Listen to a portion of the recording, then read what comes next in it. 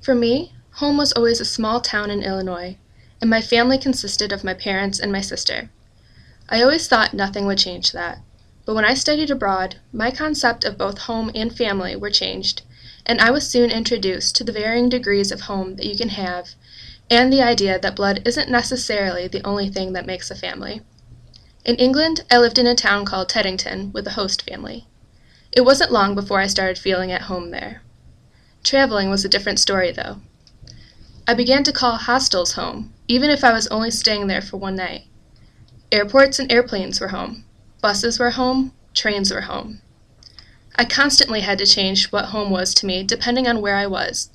It was rarely static and always changing, much like my life at this point. Family, too, became more to me than just blood relation. I made probably the best group of friends that I've ever made, who in a way became closer to me than family, and that I hope to keep for the rest of my life. When saying goodbye to my host family, they welcomed me back to stay with them whenever I wanted to, should I ever be in the area. There's a quote that says, "My restless, roaming spirit would not allow me to stay at home very long." But I found that no matter where I go in life or where I travel to, I'll always be home.